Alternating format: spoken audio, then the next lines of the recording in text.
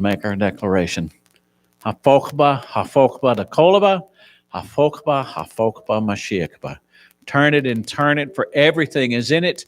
Turn it and turn it, for the Messiah is in it. He is, and for every good and acceptable sacrifice, there is a divine response. And so, as we go through this week,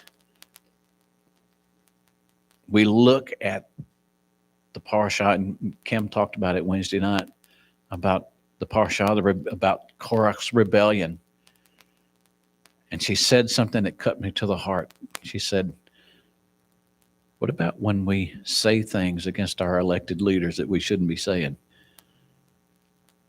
It's like, yeah, I've said some things that I shouldn't have said, and I have repented of that. But a question, is it okay to question leadership? Absolutely. Absolutely. It is okay to question leadership. But is it okay to slander leadership? That's a different matter altogether. And so I want to start by looking at 1 Samuel chapter 15, verse 23. Oh, yeah, can you go back to that? Yeah, I found this picture and I thought, yeah, I'm going to use that. So that's Korach approaching Moshe. So, yeah, the question is, whose kingdom is it? All right, 1 Samuel. Rebellion is like the sin of sorcery, and defiance like the iniquity of idolatry. That's very, very serious. And so just to kind of give a little bit of background about where we are. So we know that rebellion really rises up. And has rebellion raised its ugly head in Israel before this point? Yeah. Yeah, there's been screaming and hollering and crying, all this kind of stuff. The spies have been sent in. Now they come back with a negative report. Well, that's rebellion against God. And the people believed them. That also is rebellion against God. And they were saying, God hates us. God hates us. That's why he brought us out of Egypt, brought us out here to kill us in the wilderness. So why don't we do this? Let's appoint a new leader and let's go back to the land of Egypt. Because after all, we had melons there and garlic and leeks. We had food. Okay, I just kind of forgot about everything else. And so when they were busy complaining, the glory of God showed up. Now, we read about the glory of God showing up, and that's exciting. We get excited about it. Sometimes the glory of God shows up, and it's not too exciting. Because in this case, the glory of God showed up, and I could just picture him going, oh no, what a mistake to make. So God told him, he said, all right, I've heard what has come out of your mouth, and I'm going to give you what has come out of your mouth. Those of you who are 20 and older, those of you who came out of the land of Egypt and you're 20 and older and you saw everything I did, you don't get to go in. You want to despise the land? That's fine. I'll let you despise it. And you're going to wander around in this wilderness for 40 years until your carcasses drop dead. Those 19 and under, they're going to be the ones who are going to get to go in, and they're going to be the ones who are going to get to enjoy the land. So that was a rebellion, and God said, you don't get to go in, but something really, I'm going to use the word spectacular, but it seems like it's wrong to use here, but it really is. It was spectacular, but in a very bad way. Something happened in this week's parashah. And so, yeah, and so all of this had happened, and now they're told you can't go in, and human nature just rises up, and they say, well, we got to have somebody to blame for all this. We're not going to take the blame. We're going to take the punishment, but we ain't taking the blame for it. And who is the obvious person chosen to take the blame from everybody? Well, it's going to be Moshe. It's going to be Moses, of course. And so I want to start by looking at Numbers chapter 16, verses 1 through 3. And Korach was the one who said, y'all stand back. I'm going to handle this. I got him under my thumb. Now, Korach, the son of Yetzar, the son of Kahat, the son of Levi, along with Datan and Abiram, the sons of Eliab and On, the son of Pelet, descendants of Reuben. took men and rebelled against Moshe. Why in the world is he going through the trouble of giving all this genealogy to these guys? Well, we'll find out a little bit later. Siding with them were 250 men of Israel, leaders of the community, key members of the council, men of reputation. They assembled themselves against Moshe and Aharon and said to them, "You take too much on yourselves. After all, the entire community is holy, every one of them, and Adonai is among them. So why do you lift yourselves up above Adonai's assembly?" All right, so I have a question here. Did Korach tell the truth in his facts? Was the entire assembly holy? Yeah. Was God in their midst? Yeah. So he told the truth. That is in facts. But the problem got to be when he decided, I'm going to throw my own opinion in there and see what happens. And it didn't go too well for him. And so his accusation caused 253 other men to join in his rebellion. And they said, Moses and Aaron, you guys were not appointed to this. You took this upon yourselves. That's what he said, Rav Lecha. Great for you. In other words, he's basically what he's saying is, God didn't appoint you to this. You did this on your own. I don't know about y'all, but if I saw Moses strike the Nile River with a stick and it turned to blood, and if I saw Moses take dirt, throw it up in the air and it becomes lice, and if I saw Moses call darkness upon the land and all these other things, I don't think I'd be messing with him. If they thought it was Moses who did all of this, they said, you were not called to this. God didn't call you to this. You did this on your own. There's a real danger here. So if everybody believed that God did not call Moses and Aaron, then that's questioning God for one thing. And the other thing is it's questioning, well, if God didn't call you and you say you received all this from God, you didn't. Basically, that would be rejecting God and the Torah. And where would Israel be without God and the Torah? Well, they'd be back in Egypt. They would have disappeared from the face of the earth as a people, and God would have chosen somebody else to bring forth his word and have a chosen people.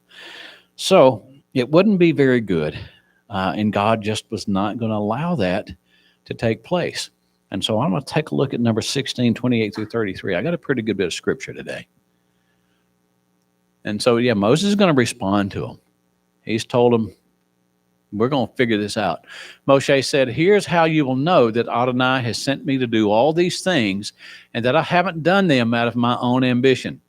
If these men die a natural death like other people, only sharing the fate common to all humanity, then Adonai has not sent me.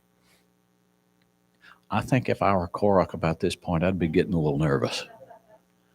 But if Adonai does something new, if the ground opens up and swallows them with everything they own and they go alive down to Sheol, then you will understand that these men have had contempt for Adonai. The moment he finished speaking, the ground under them split apart. The earth opened its mouth and swallowed them.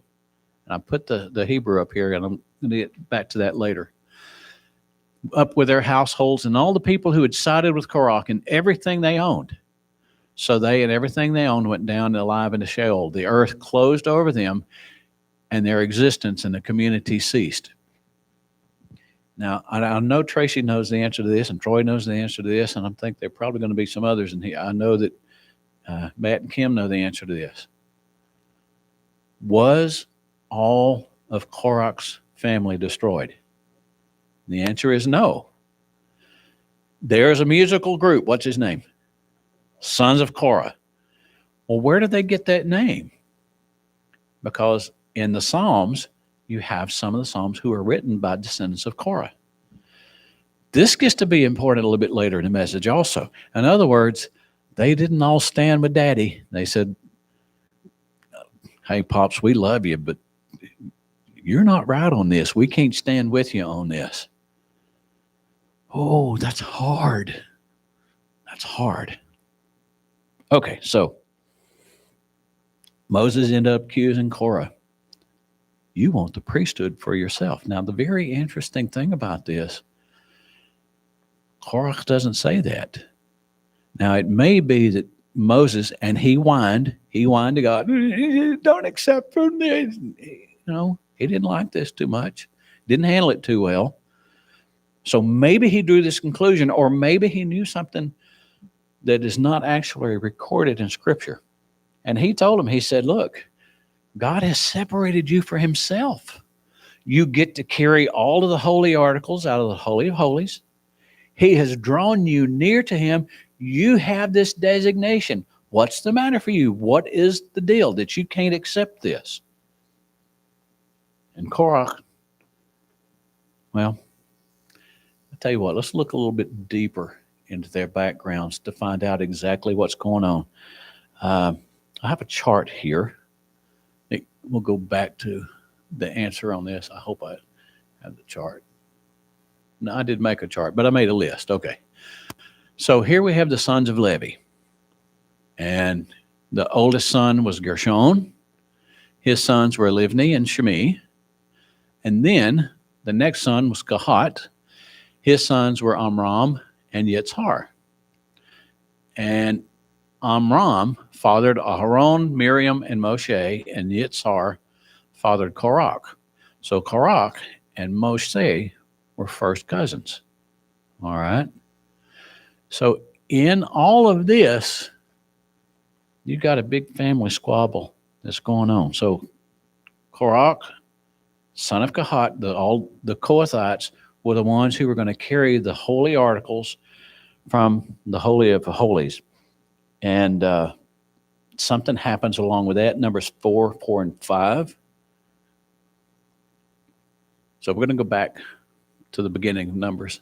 Here's how the descendants of Kahat are to serve in the tent of meeting and deal with the especially holy things. When the time comes to break camp, Aharon is to go in with his sons, take down the curtain, which serves as a screen and a cover for the Ark of the Testimony in it. So Aaron and his sons have this big responsibility. And Korach, so the descendants of Kahat, they can't do their job until Aaron and his sons are to do it. So this is a big responsibility on both their parts. Okay? Now, it's a great honor of what they've been given, but the tragedy is going to come in. Take a look at Numbers 4, 19 through 20. Aharon and his sons are to go in, and you are to assign each one his task. But the descendants of Kahat are not to go in and look at the holy things as they are being covered. If they do, they will die. So we've got this great honor. We get to carry the stuff from the Holy of Holies that only the high priest can go in there. And we get to carry that stuff. Well, the thing is, Aaron and his sons told all the descendants of Kahat, this is what you are to carry. Stand over here. You take this, you take this. Well, now, wait a minute. It's starting to sound like the clan of Kahat's getting bossed around just a little bit. What do you mean Aaron's going to tell me what I can carry? What do you mean Aaron's going to tell me where to stand? What do you mean Aaron's going to tell me when it's time for me to leave? Yeah, exactly. What do you mean I get to carry the holy things, but I don't get to look at them? Why is it that I can carry them, but I can't look at them? It kind of sounds a little bit like Antifa. Nobody's going to tell me what to do. I'm going to decide what I want to do, how I want to do it, when I want to do it, where I want to do it. And rebellion is like the sin of witchcraft. And so Korach and his family ends up getting punished. The earth opens up and swallows them alive. How many times has this happened before? Yeah, it's not happened before. Not even to Pharaoh and not even to the cruel taskmasters in Egypt. That didn't happen to them. So why suddenly is this going to happen to Korach and to his family? You don't get it in the English, but the Hebrew is going to give you just a little bit of understanding. I want to take a look back at Numbers 4:20 and Numbers 16:32 at the same time. The descendants of Kahat are not to go in and look at the holy things as they are being covered. Bavlah, being covered. If they do, they will die. Now this is 16:32. The earth opened its mouth and swallowed them. Bivlah. What do you notice? What's the same word? So when they would go in and cover this, now these were not just holy things. These were especially holy things. Go in and cover them up. The word there is that they got swallowed in this cloth. And that swallowing was for the preservation of the holy things and the preservation of the lives of everybody around there. And so here's Korach. The whole community is holy. Everybody's holy. God is in the midst of all of us. There ain't nothing special about you. You know what's really odd about this? Korach is saying, you have raised yourself above everybody else. Well, what has he done? He's done the exact same thing. I'm better than you, and I'm better than everybody else around here. Yeah, he didn't. He was trying to tear down leadership. But the thing, when people try to tear down leadership, what is their aim? Most of the time, well, it's because I want to be the leader. So Korach considered himself to be like the articles in the Holy of Holies. Yeah, everybody's holy, but I know best, so I'm especially holy. So what happened to him is kind of like God was saying, all right, so you want to think of yourself as being like really holy, like the articles in the Holy of Holies, and they get swallowed up and covered up? Yeah, you're gonna get swallowed up too. So the earth opened its mouth and swallowed them for the same reason that the articles inside the Holy of Holies are covered up, is to preserve life. And because rebellion is like the sin of witchcraft, God just wasn't going to allow Korach and his group to continue what they were doing. And so they had to be covered up. They had to be swallowed up just the same. And that is so that it will avoid causing death in other people. Because rebellion catches on pretty quickly. It can happen really quickly. Well, I want to talk about another rebellion that began to take place. I want to talk about a man with a different spirit. Now, usually when you hear he has a different spirit, who's the first person who comes to mind? Anybody? How about Caleb? Caleb was allowed to go in the land because he had a different spirit. But I want to talk about a different one, and that's Jonathan. Okay? So years later, they're in the land. Saul becomes king, and Saul is doing all right until it gets back to what Samuel said. Rebellion is as the sin of witchcraft. Saul rebelled against what the prophet had told him to do. Saul had gotten word directly from God, and he told him, this is what you're to do. And Saul said, I'm going to do what I want to do, the way I want to do it, when I want to do it, and that's how it's going to be. And you know, because of that, Saul ended up getting rejected from the kingship. Okay? So I want to start this part with Matthew 5:48. Behold, just as your Father who is in heaven is whole. Oh, behold, just as your Father in heaven is whole. So if somebody were to come to the door and knock on it and say, hey, how many of you are whole just as your Father is whole? How many of us could raise our hands? I'm keeping my hand down. I ain't there yet. But should we be working toward that end? And the answer is, of course we should. But being whole requires actions that are whole and righteous. And so it's the process of the transformation of becoming more and more like the image of Yeshua. And a great example of that came along before Yeshua, and that's Jonathan. So I want to take a look at 1 Samuel 18:1. This is right after David had killed Goliath. You remember David came along. He wasn't supposed to be out there. He just took food to his brothers. And he said, who is this uncircumcised fool out there who thinks that he can take on the God of Israel?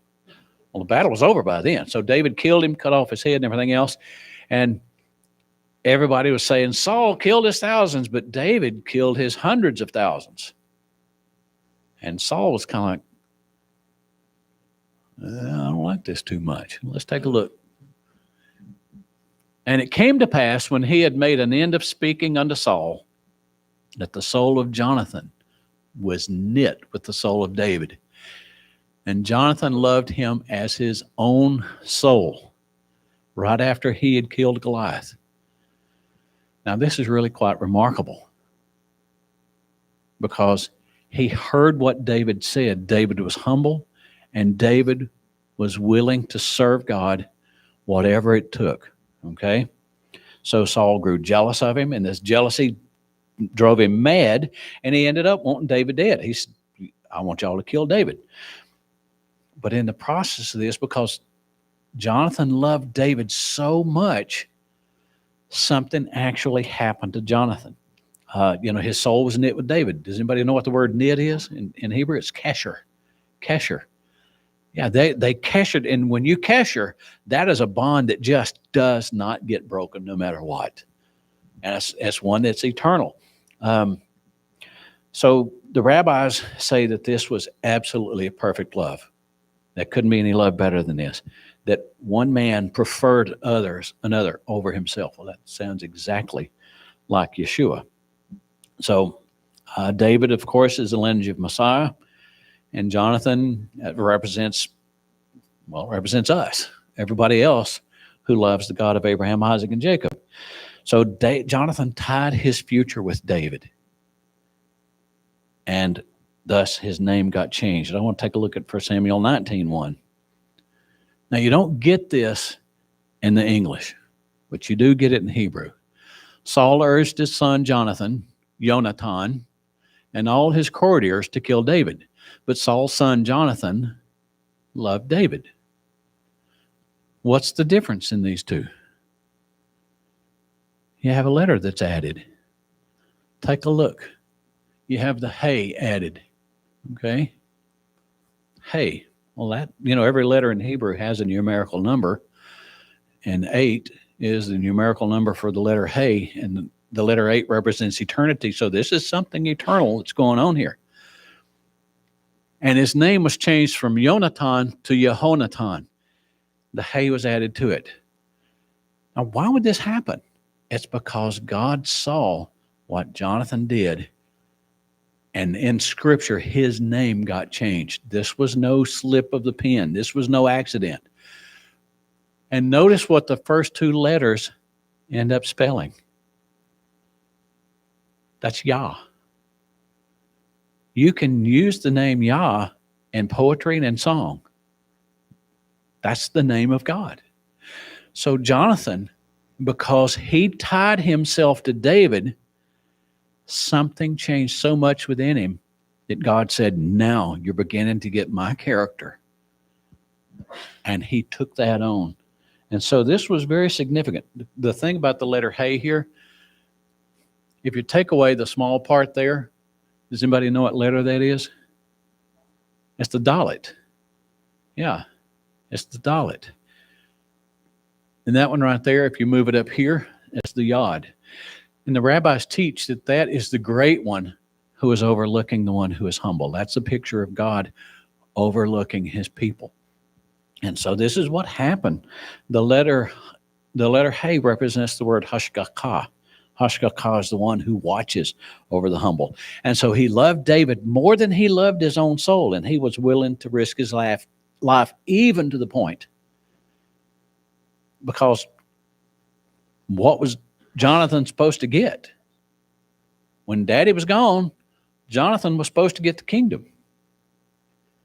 He was so concerned about doing what was right and righteous, he was even willing to risk his own life and to give up his claim on the kingdom because he knew that God was going to choose David to end up replacing his father. So he still called Saul's son Jonathan. And he's got a different character to him now.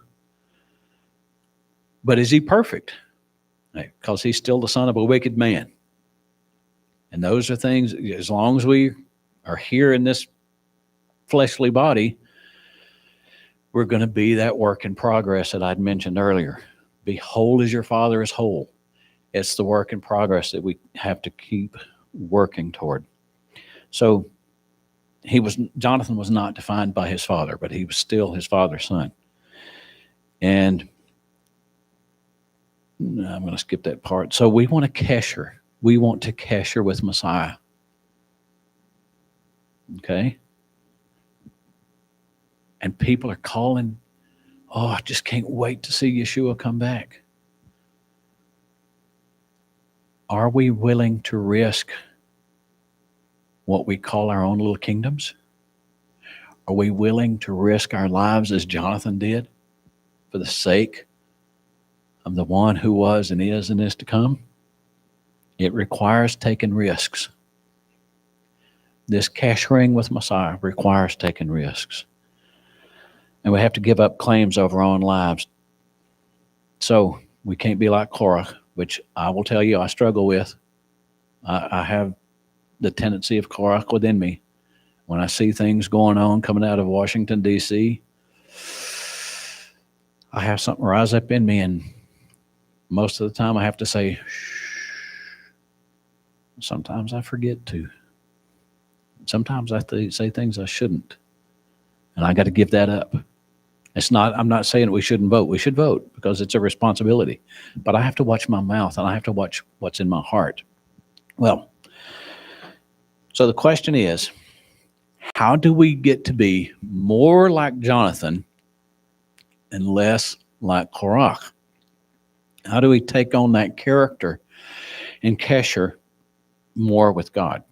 Well, we remember our calling, and we know that not only do we have to kesher with God, we have to kesher with each other. We really have to be that tight-knit together with each other.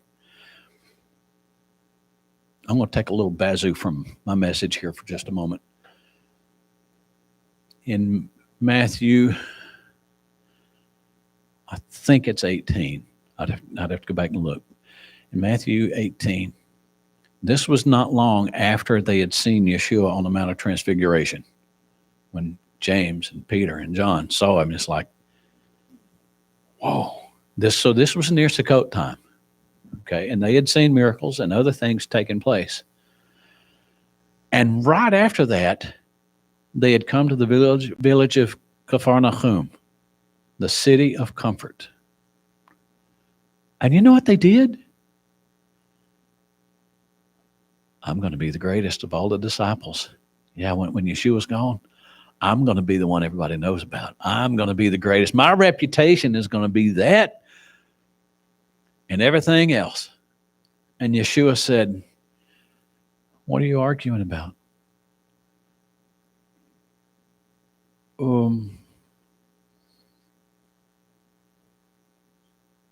Nothing. And Yeshua took a little child and pulled him aside and said, you want to be great in the kingdom? Be like this. Be like this. So, okay, back to what I was saying. Paul wrote a letter to the Philippians. And the believers in Philippi had some big problems. Some of them thought they were really strutting with barbecue. We're somebody cool. We know what's going on. We got it all together. They had wrong thinking. They had wrong actions. And it sounds very familiar because in America we have wrong thinking and wrong actions, especially in the body of Messiah. And he ended up giving great advice how to make the transformation into somebody who was more righteous and more in the image of Yeshua.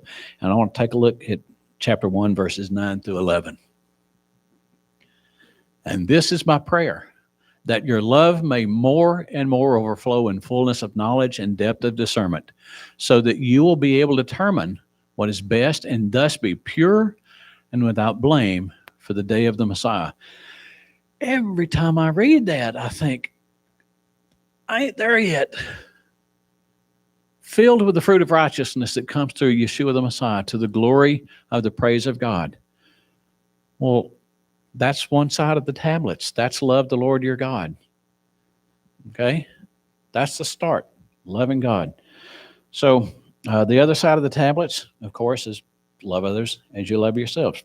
Chapter 2, verses 14 and 15. Do everything without kvetching. What's kvetching? Oh, you do everything without and that's another thing I gotta work on. Do everything without kvetching or arguing, so that you may be blameless and pure children of God, without defect in the midst of a twisted and perverted generation. There's the other side of the tablets. Relationship with God and a relationship with each other. Korach broke both of these sides of the tablet. He didn't love God. Or if he did, he didn't love him the way he should. And he surely didn't love Moses. It looked like he loved himself more than anybody else. And thus, swallowed it by the earth. So the message in all of this is keep the peace. Keep the peace. That's what our calling is. And that's what Yeshua demands of us. And when we do that, that's a great way for us to lift up Yeshua, because he said, if I'm lifted up, I'm going to draw all men unto myself. And so as we celebrate the 4th of July this week and our independence, let's remember that we are dependent upon the one who loves us, made us in his image, and one who called us to be like Messiah Yeshua. Shabbat Shalom. Okay.